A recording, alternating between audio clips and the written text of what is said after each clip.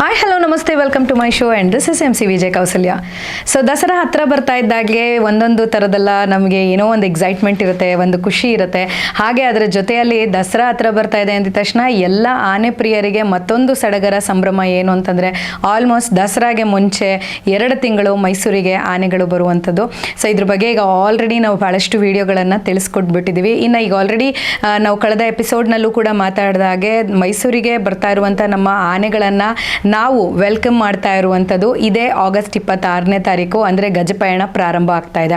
ಇನ್ನು ಈ ಗಜಪಯಣದಲ್ಲಿ the main attractive ಏನು ಅಂತಂದರೆ of course the name itself says that Gajapayana ಅಂತಂದರೆ ನಮ್ಮ ಗಜರಾಜ ಅಂದರೆ ನಮ್ಮ ಆನೆ ಪಡೆ ಏನಿದೆ, ಗಜಪಡೆ ಏನಿದೆ ಅದು ಮೈಸೂರಿನತ್ತ ಬರುವಂಥದ್ದು.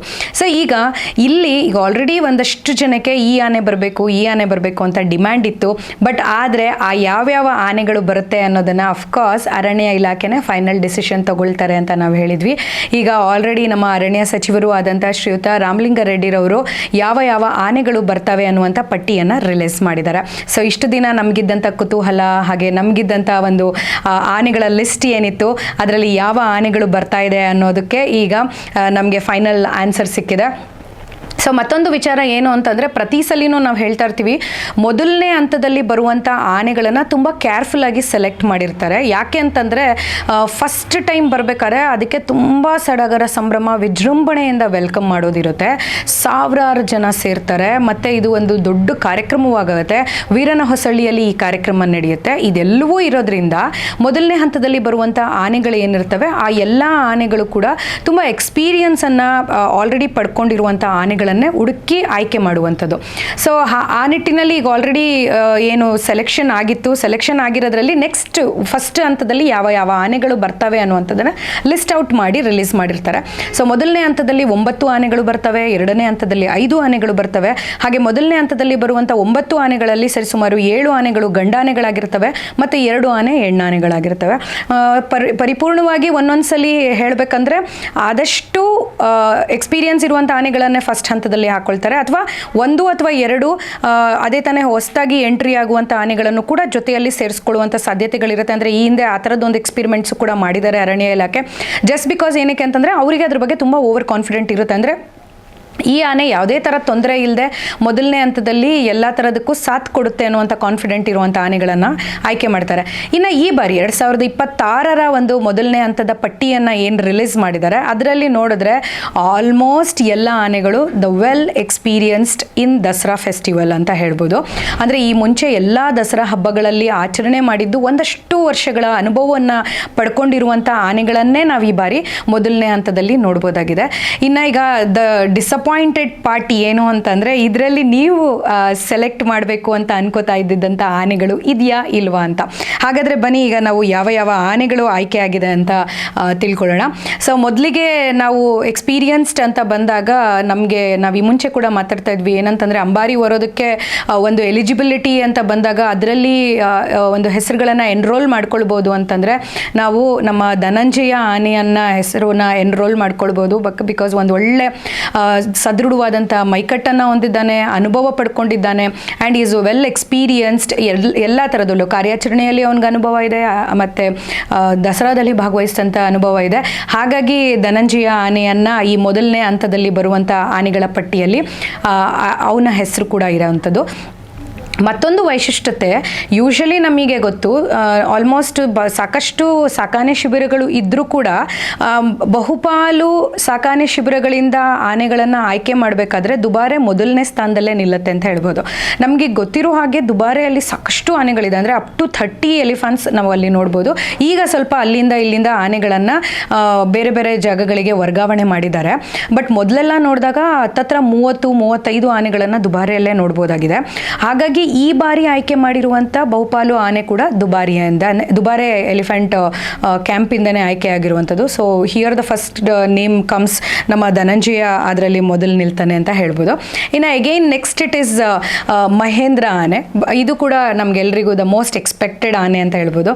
ಈಗ ಆಲ್ರೆಡಿ ಮಹೇಂದ್ರನು ಕೂಡ ಹಿ ಹಸ್ ಪ್ರೂವ್ಡ್ ಹಿಮ್ಸೆಲ್ಫ್, ಏನು ನಾನು ಮಾಡ್ಬೋದು ಅನ್ನೋದನ್ನು ಅವ್ನು ಎಲ್ರಿಗೂ ಮೈಸೂರಿನವ್ರಿಗೆ ಮತ್ತು ಅರಣ್ಯ ಇಲಾಖೆಗೆ ಒಂದು ನಂಬಿಕೆಯನ್ನು ಮೂಡಿಸ್ಬಿಟ್ಟಿದ್ದಾನೆ. ಇನ್ನು ಮಹೇಂದ್ರನ ಬಗ್ಗೆ ಹೇಳೋದಾದರೆ ಮಹೇಂದ್ರ ಈಸ್ ಎಲಿಜಿಬಲ್, ಎಲ್ಲದಕ್ಕೂ ಸೈ ಅನ್ನುವಂಥ ಒಂದು ಕ್ಯಾರೆಕ್ಟರನ್ನು ಹೊಂದಿರುವಂಥ ಆನೆ ಅಂತ ಹೇಳ್ಬೋದು.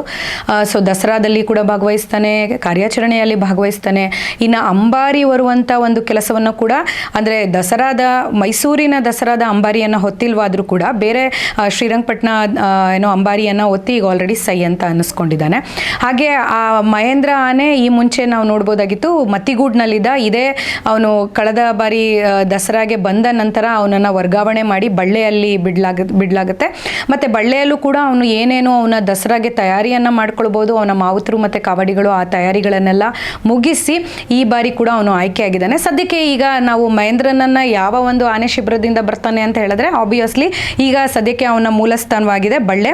ಸೊ ಬಳ್ಳೆಯಿಂದ ಬರುವಂಥದ್ದು. ಇನ್ನು ನೆಕ್ಸ್ಟು ನಾವು ಈ ಆನೆಗಳ ಪಟ್ಟಿ ಲಿಸ್ಟ್ ಬಂದಾಗ ಏಕಲವ್ಯ ಆನೆ, ಅಫ್ಕೋರ್ಸ್ ಏಕಲವ್ಯ ಆನೆ ಹೆಸರು ಕೇಳಿದಾಗಲೇ ನಮಗೆ ಒಂದು ವಿಚಾರ ನೆನಪಾಗುತ್ತೆ, ಹಿ ಆಸ್ ಅ ಪ್ರಾಮಿಸಿಂಗ್ ಸ್ಟಾರ್ ಅಂತ ಹೇಳಿ. ಯಾಕಂತಂದರೆ ಅವ್ನು ಫಸ್ಟ್ ಟೈಮ್ ಬಂದಾಗಲೇ ಎಲ್ಲರಿಗೂ ತುಂಬ ಖುಷಿ ಕೊಟ್ಟಿದ್ದ, ತುಂಬ ಕಾನ್ಫಿಡೆಂಟ್ ಕೊಟ್ಟಿದ್ದ. ಮತ್ತು ಅವನ ಲುಕ್ ವೈಸಲ್ಲೂ ಅಷ್ಟೇ ಈಸ್ ರಿಯಲಿ ಬ್ಯೂಟಿಫುಲ್. ಯಾರಿಗೆ ತಾನೇ ಅವನು ಒಂಥರ ಐ ಕ್ಯಾಚಿಂಗ್ ಅಂತ ಅನಿಸಲ್ಲ, ಅಷ್ಟು ಒಂದು ಒಳ್ಳೆ ಆನೆ ಆಗಿದ್ದಾನೆ. ಹಾಗೆ ಮೂಡಿಗೆರೆ ಬೈರ ಅನ್ನುವಂಥ ಒಂದು ಡೇರ್ನೆಸ್ ಅವನಿಗೆ ಆಲ್ರೆಡಿ ಇದೆ. ಸೊ ಹಾಗಾಗಿ ಈ ಬಾರಿ ಅವನು ಅಂದರೆ ಏನು ಕಳೆದ ಬಾರಿಗಳಲ್ಲಿ ಅವನ ಪರ್ಫಾರ್ಮೆನ್ಸ್ ಹೇಗಿತ್ತು ಅನ್ನೋದ್ರ ಬೇಸ್ ಮೇಲೆ ಈ ಬಾರಿ ಕೂಡ ಅವನು ದಸರಾಗೆ ಬರ್ತಾ ಇದ್ದಾನೆ. ಆ್ಯಂಡ್ ಏಕಲವ್ಯನ ಬಗ್ಗೆ ನಾವು ಹೇಳೋದಾದರೆ ಈಸ್ ಒಂಥರ ಕಾನ್ಫಿಡೆಂಟ್ ಆನೆ. ಮುಂದಿನ ದಿನಗಳಲ್ಲಿ ಅವನು ಯಾವುದೇ ಒಂದು ಜವಾಬ್ದಾರಿಯನ್ನು ಕೊಟ್ಟರೂ ಕೂಡ ಅಷ್ಟೇ ಅಚ್ಚುಕಟ್ಟಾಗಿ ನೆರವೇರಿಸುವಂಥ ಒಂದು ಆನೆ ಅಂತಂದರೆ ಅದು ಏಕಲವ್ಯ. ಇನ್ನು ಏಕಲವ್ಯ ಮೂಲತಃ ಬಂದು ನಾವು ಫಸ್ಟ್ ನೋಡ್ಬೋದಾದರೆ ಮತ್ತಿಗೂಡ್ನಲ್ಲಿ ಇದ್ದಂಥದ್ದು. ಈ ವರ್ಗಾವಣೆಯನ್ನು ಏನು ಮಾಡಿದ್ರು ಅಂದರೆ ಕಳೆದ ಬಾರಿ ನಾನು ಈಗಷ್ಟೇ ಹೇಳಿದೆ, ಮಹೇಂದ್ರ ಬಂದು ಮತ್ತಿಗೂಡಿನಿಂದ ಬಳ್ಳೆಗೆ ಹೋದ. ಅದೇ ರೀತಿ ಏಕಲವ್ಯ ಮತ್ತಿಗೂಡಿನಿಂದ ದೊಡ್ಡರ್ವೆಗೆ ಹೋದ. ಸದ್ಯಕ್ಕೆ ಈಗ ಏಕಲವ್ಯ ಎಲ್ಲಿಂದ ಬರ್ತಾ ಇದ್ದಾನೆ ಅಂತ ಕೇಳೋದಾದರೆ ಅವನು ದೊಡ್ಡರ್ವೆಯಿಂದ ಮೈಸೂರಿನ ದಸರಾಗೆ ಭಾಗವಹಿಸೋದಕ್ಕೆ ಬರ್ತಿರುವಂಥ ಆನೆ. ಇನ್ನು next one of the senior most ಆನೆ ಅಂತ ಹೇಳ್ಬೋದು ಪ್ರಶಾಂತ ಆನೆ. ಪ್ರಶಾಂತ ಆನೆ ಮೇಲೆ ಒಂದು ಎಮೋಷ್ನಲ್ ಫೀಲಿಂಗ್ಸ್ ಯಾವಾಗಲೂ ಇರುತ್ತೆ. ಯಾಕಂತಂದರೆ ಅವನು ಭಾಳಷ್ಟು ವರ್ಷದ ಅನುಭವವನ್ನು ಪಡ್ಕೊಂಡಿದ್ದಾನೆ. ಮತ್ತು ಒಂದು ಏನು ದಸರಾದ ಅನುಭವ ಅವನಲ್ಲಿದ್ದರೂ ಕೂಡ ಅವನು ಇದ್ರ ಜೊತೆಯಲ್ಲಿ ಕಾರ್ಯಾಚರಣೆಗಳಲ್ಲೂ ಕೂಡ ಭಾಗವಹಿಸಿದ್ದಾನೆ. ಆ್ಯಂಡ್ ಪ್ರಶಾಂತ ಅವನ ಹೆಸರು ತಕ್ಕಂಗೆ ಒಂಥರ ಪ್ರಶಾಂತವಾಗಿರುವಂಥ ಆನೆ ಅಂತ ಅಂದರೆ ಅವನ ನೇಚರ್ ಹಾಗೆ ಇದೆ. ಆ್ಯಂಡ್ ಅವನನ್ನು ಕೂಡ ಒಂದು ಕಡೆಯಿಂದ ರೆಕಮೆಂಡ್ ಮಾಡ್ಬೋದು. ನಾವೇನು ಸೀನಿಯರ್ ಮೋಸ್ಟ್ ಆನೆಗಳನ್ನು ನಾವು ರೆಕಮೆಂಡ್ ಮಾಡ್ತೀವಿ ಅಂದರೆ ಅಂಬಾರಿ ಹೊರೋದಕ್ಕೆ ಅಂತ, ಆ ನಿಟ್ಟಿನಲ್ಲಿ ಪ್ರಶಾಂತ ಆನೆಯನ್ನು ಕೂಡ ನಾವು ಹೇಳ್ಬೋದು. ಇನ್ನು ನಾನು ಬಹುಪಾಲು ದುಬಾರೆಯಿಂದ ಆಯ್ಕೆಯಾಗಿರುವಂಥ ಆನೆಗಳು ಅಂತ ಹೇಳಿದಾಗ ಪ್ರಶಾಂತ ಕೂಡ ದುಬಾರೆಯಿಂದ ಆಯ್ಕೆಯಾಗಿರುವಂಥ ಒಂದು ಆನೆ. And next it is I would like to say Gopi ಯಾವಾಗಲೂ ಅಷ್ಟೇ ದಸರಾದಲ್ಲಿ ಭಾಗವಹಿಸಿದ್ರು ಕೂಡ ನಮ್ಗೆ ನಿಧಾನ ಇಲ್ವಾ ಅಂತ ಗೊತ್ತಾಗಲ್ಲ. ಆದರೆ ಅವನಿಗೆ ಕೊಡುವಂಥ ಕೆಲಸ ಏನಿದೆಯಲ್ಲ ಅಚ್ಚುಕಟ್ಟಾಗಿ ನೆರವೇರಿಸ್ತಾನೆ. ಅಂದರೆ ಯಾರಿಗೂ ಯಾವುದೇ ಥರದ ತೊಂದರೆಯನ್ನು ಕೊಡದೆ ತಾನು ಬರ್ತಾನೆ, ಅವನ ಕೆಲಸವನ್ನು ಮಾಡ್ತಾನೆ. ಅವನಿಗೆ ಏನು ಜವಾಬ್ದಾರಿಯನ್ನು ಕೊಡ್ತಾರೆ ಅದನ್ನು ಅವನು ಅಚ್ಚುಕಟ್ಟಾಗಿ ನೆರವೇರಿಸ್ಕೊಂಡು ಹೋಗ್ತಾನೆ. ಇದು ಗೋಪಿದು ಒಂದು ಕ್ವಾಲಿಟಿ ಅಂತ ಹೇಳ್ಬೋದು. ಇನ್ನು ಗೋಪಿಯನ್ನು ನಮಗೆ ನೋಡಿದಾಗೆಲ್ಲ ಅಂತ ಅನಿಸುತ್ತೆ ಅವನೊಂಥರ ಎಲೆಮರೆಕಾಯಿ. ಅಂದರೆ ಈ ತುಂಬ ಜನರು ನೀವು ನೋಡಿ ಗೋಪಿ ಹೆಸರು ಬಹುಶಃ ಎಷ್ಟು ಜನರ ಬಾಯಿನಲ್ಲಿ ನಾವು ಕೇಳ್ಬಿಟ್ಟಿದ್ದೀವಿ. ತುಂಬ ಜನ ಯಾರು ಈಗ ನಾವು ಭೀಮನ್ ಹೆಸರು ಹೇಳೋದು ಕೇಳಿದ್ದೀವಿ, ಏಕಲವ್ಯನ ಹೆಸರು ಹೇಳೋದು, ಮಹೇಂದ್ರ, ಧನಂಜಯ, ಈ ಥರ ತುಂಬ ಅಂದರೆ ಯಾರು ಮುಂಚೂಣಿಯಲ್ಲಿರ್ತಾರೆ ಅಂಥ ಆನೆಗಳ ಹೆಸರು ಬರುತ್ತೆ. But Gopi is well deserved. ಅವನಿಗೆ ಎಲ್ಲ ಅರ್ಹತೆ ಇದೆ. ಆದರೆ ಎಲ್ಲೋ ಒಂದು ಕಡೆ ನಾನು ಈಗಷ್ಟೇ ಹೇಳಿದಾಗೆ ಎಲೆಮರೆ ಕಾಯ್ತಾರೆ. ಅಂದರೆ ಅವ್ನ ಕೆಲಸವನ್ನು ಅವ್ನು ಅಚ್ಚುಕಟ್ಟಾಗಿ ಮಾಡ್ತಿರ್ತಾನೆ. ಅವ್ನ ಹೆಸರು ಪಾಪ್ಯುಲಾರಿಟಿ. ಈಗ ಕೆಲವ್ರು ಹೆಂಗೆ ಅಂತಂದರೆ ನಾವು ನಮಗೆ ಕೊಟ್ಟಿರೋ ಜವಾಬ್ದಾರಿ ಮಾಡ್ತೀವಪ್ಪ, ನಮಗೆ ಈ ನೇಮ್ ಆ್ಯಂಡ್ ಫೇಮ್ ಎಲ್ಲ ಬೇಡಪ್ಪ, ನಾವು ಆರಾಮಾಗಿರ್ತೀವಿ ಅಂತ ಹೇಳ್ತೀವಲ್ಲ, ಈ ಕ್ಯಾಟಗರಿಗೆ ನಮ್ಮ ಗೋಪಿ ಬರ್ತಾನೆ. Again Gopi is also from Dubare. That is also one of the proud thing ಅಂತ ಹೇಳ್ಬೋದು. ಅಂದರೆ ದುಬಾರೆಯಿಂದ ಆಯ್ಕೆಯಾಗಿರುವಂಥ ಎಷ್ಟೋ ಆನೆಗಳಲ್ಲಿ ಗೋಪಿ ಕೂಡ ಒಂದು ಆನೆ ಆಗಿದೆ. ಇನ್ನು ನೆಕ್ಸ್ಟು ಮತ್ತೊಂದು ಆನೆ, ನಾನು ಆ್ಯಕ್ಚುಲಿ ಈ ಆನೆ ಹೆಸರು ಹೇಳೋಕ್ಕೂ ಮುಂಚೆ ಫಸ್ಟು ಆ ಮಾವುತ ಕವಡಿಗಳಿಗೂ ಕೂಡ ನಾನು ಒಂದ್ಸಲ ಐ ಶುಡ್ ಆಸ್ಕ್ ದೆಮ್ ಸಾರಿ ಅಂತ ಕೇಳಬೇಕು. ಯಾಕೆ ಅಂತಂದರೆ ನಿಮ್ಗೆಲ್ರಿಗೂ ಗೊತ್ತು, ಇವತ್ತಿಗೂ ಕೂಡ ನಮ್ಮ ಟಾಪ್ ಲಿಸ್ಟ್ ವಿಡಿಯೋಗಳಲ್ಲಿ ಯಾವ ವಿಡಿಯೋ ತುಂಬ ಹೈ ವ್ಯೂ ಆಗ್ತಾ ಇದೆ ಅಂತಂದರೆ ಅದು ನಮ್ಮ ಶ್ರೀರಾಮ ಕಾಡಿಗೆ ಹೊರಟ ಅನ್ನುವಂಥ ಒಂದು ವಿಡಿಯೋ. ಅದರಲ್ಲಿ ಏನಂತಂದರೆ ಒಂದು ಇನ್ಸಿಡೆಂಟ್ ಬರುತ್ತೆ. ನಾವು ಅದು ಒಂದು ಶೂಟ್ ಆಗುತ್ತೆ. ಏನಂತಂದರೆ ಶ್ರೀರಾಮ ಲಾರಿ ಹತ್ತಲ್ಲ, ಗಲಾಟೆ ಮಾಡ್ತಿರ್ತಾನೆ. ಇನ್ಫ್ಯಾಕ್ಟ್ ಆ ವಿಡಿಯೋನ ನಾವು ಕ್ಯಾಪ್ಚರ್ ಮಾಡಿದ್ವಿ. It is such an emotional moment ಅಂತ ಹೇಳ್ಬೋದು. ಯಾಕೆ ನಾನು ಮಾವುತ ಕವಡಿಗಳಿಗೆ ಸಾರಿ ಹೇಳ್ತೀನಿ ಅಂತಂದರೆ ಆ ಒಂದು ವಿಡಿಯೋ ನೋಡಿ ಎಷ್ಟೋ ಜನ ಅವ್ರ ಮಾವುತ ಕವಡಿಗಳನ್ನು ಏನೋ ವಿಲನ್ ರೀತಿ ಪೋರ್ಟ್ರೇಟ್ ಮಾಡ್ಕೊಂಡಿದ್ರು. ಅಂದರೆ ಆನೆಗೆ ಹೊಡಿತಿದ್ದಾರೆ, ಈ ಮಾವುತ ಸರಿ ಇಲ್ಲ. ಬಟ್ ಅದೇ ಮಾವುತರು ಒಂದು ವಿಡಿಯೋವನ್ನು ಮಾಡಿದ್ವಿ, ಆವಾಗ ನಮಗೆ ನಿಜವಾಗ್ಲೂ ಅವರ ಅನುಬಂಧ, ಆ ಆನೆಗಳ ಜೊತೆ ಇರುವಂಥ ಒಂದು ಬಾಂಧವ್ಯ ಗೊತ್ತಾಗುತ್ತೆ. ಅದನ್ನು ನೋಡಿದಾಗ ಬಹುಶಃ ಡೆಫಿನೆಟ್ಲಿ ವೆಲ್ ಡಿಸರ್ವ್ಡ್ ಆನೆ ಶ್ರೀರಾಮ ಅಂತ ಅನಿಸ್ಬೋದು. ಹಾಗೆ ಆದರೆ ಏನಾಯ್ತಂತಂದರೆ ಆ ಒಂದು ಲಾರಿ ಹತ್ತದೇ ಇರುವಂತಂದರೆ ಅವ್ನ ಜವಾಬ್ದಾರಿ ಏನಿತ್ತು ಬಂದು ಚೆನ್ನಾಗಿ ಮಾಡಿದ್ದೇ ಆದರೂ ಕೂಡ ವಾಪಸ್ ಹೊರಡೋ ಹೊತ್ತಿನಲ್ಲಿ ಅವ್ನು ಲಾರಿ ಹತ್ತಿಲ್ಲ ಅನ್ನುವಂಥ ಒಂದೇ ಒಂದು ಇನ್ಸಿಡೆಂಟ್ ಇಟ್ಕೊಂಡು ಬಹುಶಃ ಸ್ವಲ್ಪ ಅರಣ್ಯ ಇಲಾಖೆ ಹಿಂಜರಿದ್ರು ಅಂತ ಅನಿಸುತ್ತೆ. ಕಳೆದ 2-3 ವರ್ಷಗಳು ಶ್ರೀರಾಮ ದಸರಾಗೆ ಭಾಗವಹಿಸೋದಕ್ಕೆ ಅವಕಾಶ ಸಿಕ್ಕಲಿಲ್ಲ. ಬಟ್ ಈ ಬಾರಿ ನಾವು ಲಾಸ್ಟ್ ಟೈಮ್ ದುಬಾರೆಗೆ ಇದೇ ಥರ ಯಾವುದೋ ಒಂದು ಸಂದರ್ಭದಲ್ಲಿ ಹೋದಾಗ ಅದರ ಮಾವುತರನ್ನು ಮಾತಾಡಿಸಿದಾಗ ಅವ್ರು ಹೇಳಿದ್ರು, ಇಲ್ಲ ಮೇಡಮ್ ಇವಾಗ ತುಂಬ ಧೈರ್ಯವಾಗಿದ್ದಾನೆ, ಮತ್ತು ಅವನು ಸಾಕಷ್ಟು ಕಾರ್ಯಾಚರಣೆಗಳಿಗೂ ಕೂಡ ಹೋಗಿ ಮುಂದುವರಿಸ್ಕೊತಾ ಇದ್ದಾನೆ. ಸೊ ನನಗೆ ತುಂಬ ಕಾನ್ಫಿಡೆಂಟ್ ಇದೆ ನನ್ನ ಆನೆ ಬಗ್ಗೆ. ದಸರಾಗೆ ಬಂದರೂ ಕೂಡ ಅವನು ಈ ಬಾರಿ ತುಂಬ ಮೆಚೂರ್ಡ್ ಆಗಿ ಬಿಹೇವ್ ಮಾಡ್ತಾನೆ ಅಂತ. ಆ್ಯಂಡ್ ಡೆಫಿನೆಟ್ಲಿ ಆ ಮೆಚುರಿಟಿ ಶ್ರೀರಾಮಂಗೆ ಈಗ ಆಲ್ರೆಡಿ ಬಂದಿದೆ ಅಂತ ಹೇಳ್ಬೋದು.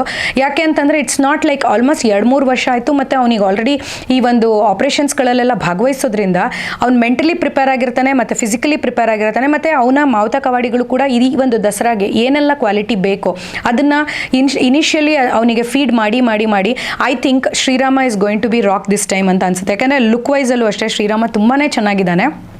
ಆ್ಯಂಡ್ ಅವನು ಕೊಡುವಂಥ ಕೆಲಸವನ್ನು ತುಂಬ ಅಚ್ಚುಕಟ್ಟಾಗಿ ಮಾಡ್ತಾನೆ ಅಂತ ಹೇಳ್ಬೋದು. ಇನ್ನು ಶ್ರೀರಾಮನ ನಂತರ Sugriva. Sugriva is one of the terror elephant ಅಂತ ಹೇಳ್ಬೋದು. ಅಂದರೆ ಅವ್ನ ಕ್ವಾಲಿಟಿಯಲ್ಲ, ಅವ್ನ ಲುಕ್ ವೈಸಲ್ಲಿ ಮಾತ್ರ ಅಷ್ಟೇ. ಕ್ವಾಲಿಟಿಯಲ್ಲಿ ಅವನ ಮಾವುತರು ಹೇಳೋ ಹಾಗೆ ನಾವು ಹೇಗೆ ನಡೆಸ್ಕೋತೀವಿ ಹಾಗೆ ನಮ್ಮ ಮನೆ ಇರುತ್ತೆ ಮೇಡಮ್ ಅಂತ ಹೇಳ್ತಾರೆ. So that is really actually apt word.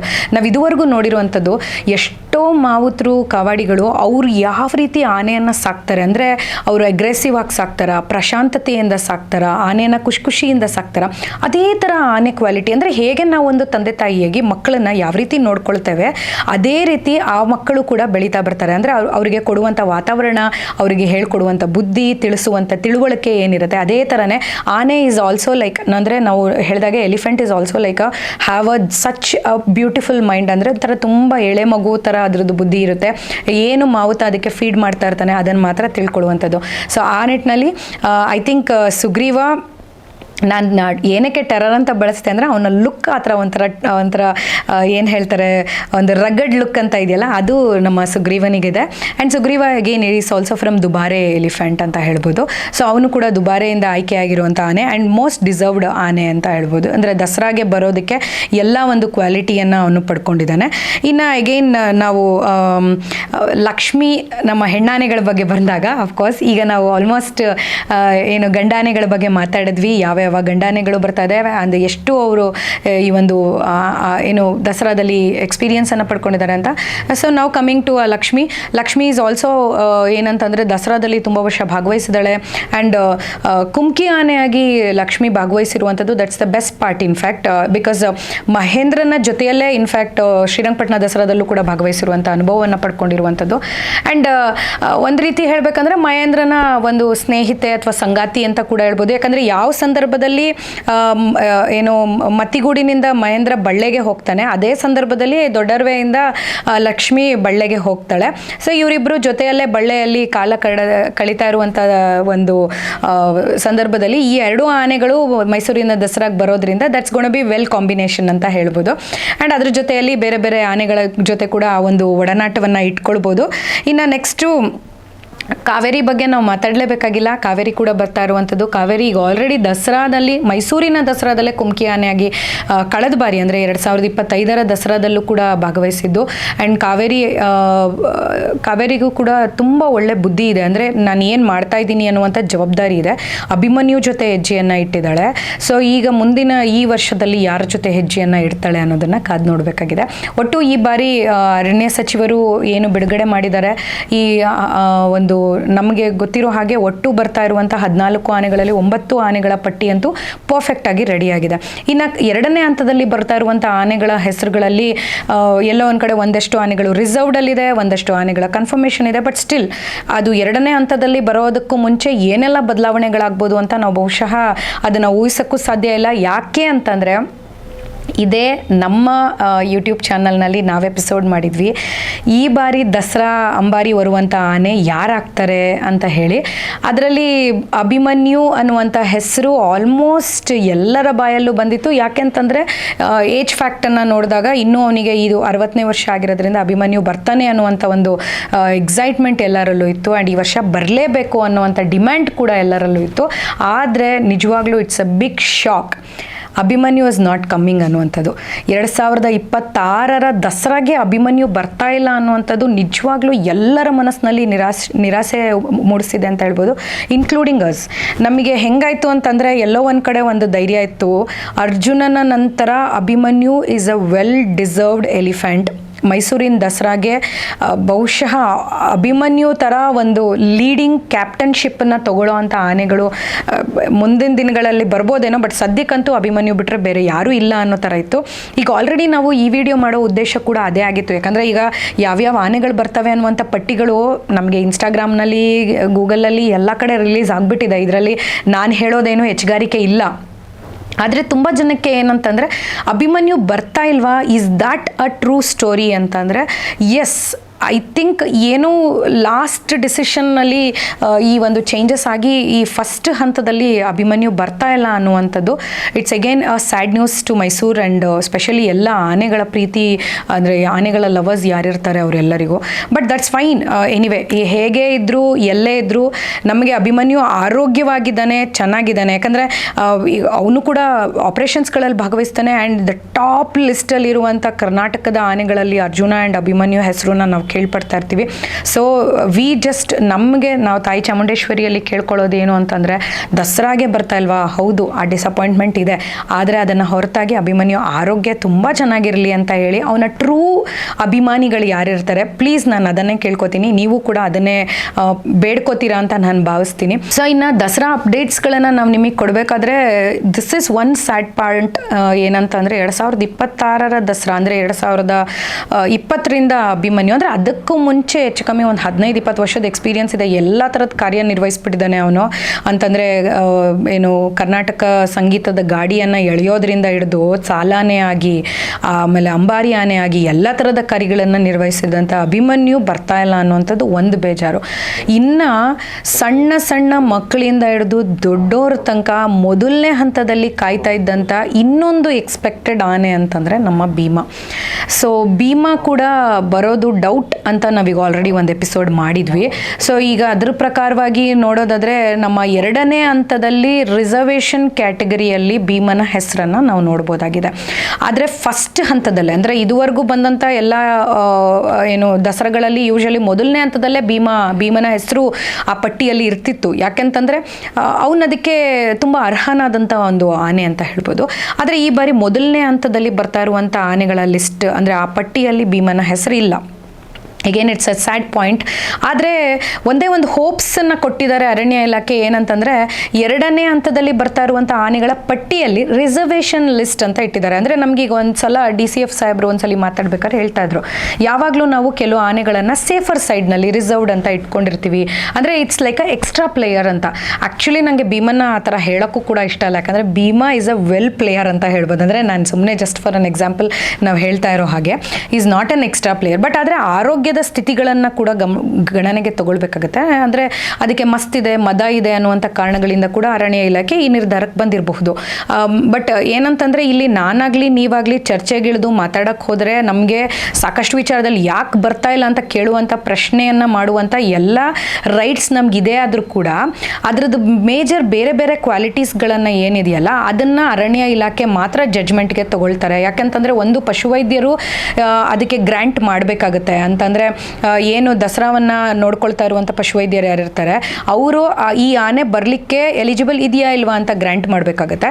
ಬಹುಶಃ ಆ ಗ್ರ್ಯಾಂಟ್ ಲಿಸ್ಟ್ನಲ್ಲಿ ಅವರು ಸ್ವಲ್ಪ ಡೌಟಲ್ಲಿ ಇಟ್ಟಿರಬಹುದು. ಹಾಗಾಗಿ ಹರ್ಷ ಮತ್ತು ಭೀಮಾ ಆನೆಯನ್ನು ನಾವು ಪಟ್ಟಿನಲ್ಲಿ ನೋಡಿದಾಗ ಇನ್ನೂ ರಿಸರ್ವ್ಡ್ ಲಿಸ್ಟಲ್ಲಿರುವಂಥ ಆನೆಗಳು. ಸೊ ಎಗೇನ್ 2026 ದಸರಾ ಬರ್ತಾ ಇದೆ ಅಂದಿದ ತಕ್ಷಣ ನಮ್ಮೆಲ್ಲರ ಮನಸ್ಸಿನಲ್ಲಿ ಎಷ್ಟು ಖುಷಿ, ಎಷ್ಟು ಸಂಭ್ರಮ. ಆ್ಯಂಡ್ ಸ್ಪೆಷಲಿ August 26 ನಾವು ಗಜಪಯಣನ ರಿಸೀವ್ ಮಾಡಬೇಕು ಅನ್ನುವಂಥ ಎಕ್ಸೈಟ್ಮೆಂಟು.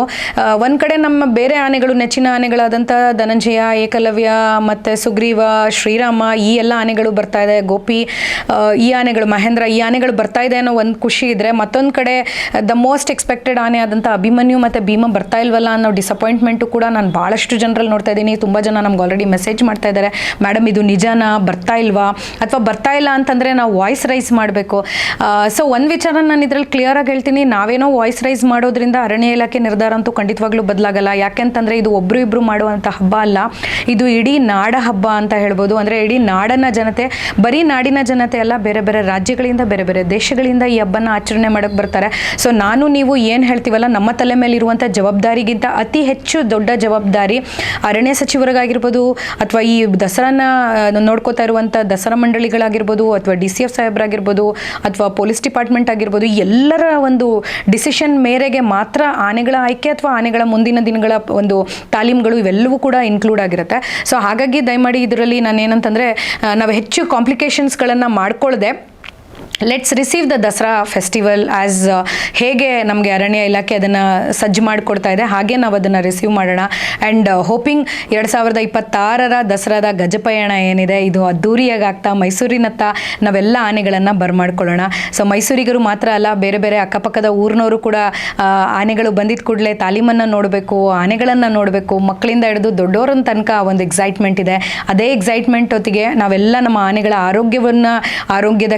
ಆರೋಗ್ಯದ ಕ್ಷೇಮವನ್ನು ನಾವೆಲ್ಲ ಬಯಸ್ತಾ ಈ ಒಂದು 2026 ದಸರಾವನ್ನು ತುಂಬ ವಿಜೃಂಭಣೆಯಿಂದ ಮಾಡೋಣ ಅಂತ ಹೇಳ್ತಾ, ಸೊ ಇಲ್ಲಿಗೆ ನಮ್ಮ ಈ ಒಂದು 2026 ದಸರಾದ ಮೊದಲನೇ ಹಂತದ 9 ಆನೆಗಳು, ಅಂದರೆ 7+2 ಹೆಣ್ಣಾನೆ, 7 ಗಂಡಾನೆ ಮತ್ತು 2 ಹೆಣ್ಣಾನೆಗಳು ಯಾವ್ಯಾವ ಆನೆಗಳು ಅಂತ ತಿಳ್ಕೊಂಡಿದ್ದೀವಿ. ಮತ್ತಷ್ಟು ವಿಚಾರಗಳನ್ನು, ಮತ್ತಷ್ಟು ಡೀಟೇಲ್ಸ್ ಏನಿದೆ ಅದ್ರ ಬಗ್ಗೆ ನಾವು ಇನ್ನು ಮುಂದಿನ ದಿನಗಳಲ್ಲಿ ನಮ್ಮ MCVJ ಕೌಸಲ್ಯ ಯೂಟ್ಯೂಬ್ ಚಾನಲಲ್ಲಿ ಕೊಡ್ತೀವಿ. ಸದ್ಯಕ್ಕೆ ಈ ವಿಡಿಯೋ ಇಷ್ಟ ಆಗಿದ್ರೆ ಮಿಸ್ ಮಾಡದೆ ಸಬ್ಸ್ಕ್ರೈಬ್ ಮಾಡಿ, ಹಾಗೆ ಲೈಕ್, ಮತ್ತು ನಿಮಗೆ ಇನ್ನೂ ಯಾವ್ದಾದ್ರು ವಿಚಾರಗಳನ್ನು ತಿಳ್ಕೊಳ್ಬೇಕು ಅಂತಂದರೆ do comment on our YouTube channel. Definitely will try to give you a more information about it ಅಂತ ಹೇಳ್ತಾ, ಇವತ್ತಿನ ಈ ವಿಡಿಯೋ ಇಷ್ಟ ಆಗಿದ್ರೆ ಆ್ಯಂಡ್ ನನ್ನ ಚಾನಲ್ನ ಸಬ್ಸ್ಕ್ರೈಬ್ ಮಾಡ್ಕೊಳ್ಳೋದು ಮರಿಬೇಡಿ. This is MCVJ Kausalya signing off. ನಮಸ್ಕಾರ.